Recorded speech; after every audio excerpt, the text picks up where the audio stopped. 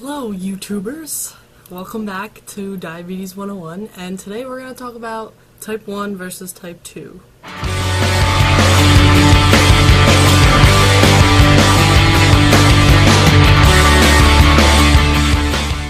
Diabetes is an autoimmune disease, which means that it is a part of the body attacking itself. So the islets on the beta cells in the pancreas basically attack itself, and that's what causes the pancreas to stop doing that job of producing insulin.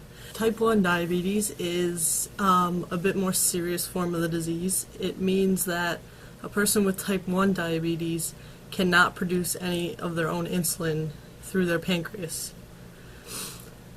And the pancreas does other things. It also produces enzymes and hormones and things like that, but the pancreas also produces insulin, which is important. And the way that I like to usually show it is through this picture. I'm the car, and then food is like gas for the car, and the key to get into the car is insulin.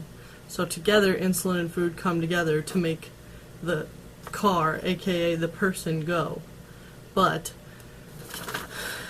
if you just put gas in the car will not go. You need the key to get into the car, so therefore you need insulin and food, or gasoline and the key to get the car to go. I know that was probably really confusing, but I think you might understand what I'm trying to say. Yeah, so that's it. The insulin and the sugar or the carbohydrates that a diabetic eats come together in the bloodstream, and they produce energy for that person to move, to do anything basically. And what happens when that doesn't happen is you feel really sluggish, you feel really slow, you don't want to do anything. My point with the car being the car will not go. And a person with type 2 diabetes can still produce a little insulin themselves with their own pancreas.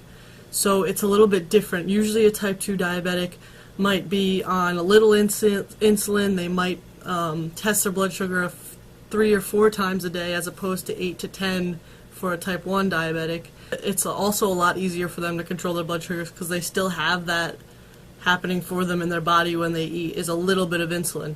Other type 2s are more severe. Some type 2s need to be put on an insulin pump. Some of them don't. And the big difference is that a person with type 1 diabetes cannot produce their own, so they are insulin dependent. Whether they use insulin syringes, an insulin pump, or an insulin pen, they need to get insulin outside of their bodies in some form. And then a person with type 2 diabetes is different than that because they can still produce some, and in some cases they need to take insulin, in some cases they don't need to take insulin. Sometimes they just need to monitor themselves, and sometimes they can take just like oral medication, pills of the sort to help their body still produce that insulin, the little bit that they are producing. It is hereditary, so that is how it happened to me, but it doesn't necessarily have to be in the family for it to be diagnosed either.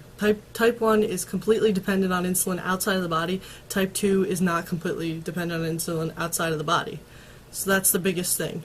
And that's all I've got for today. So I hope you liked that. I hope I taught you something. And come back for more. Send me some suggestions. I'm always open for new ideas. Yeah. Thanks.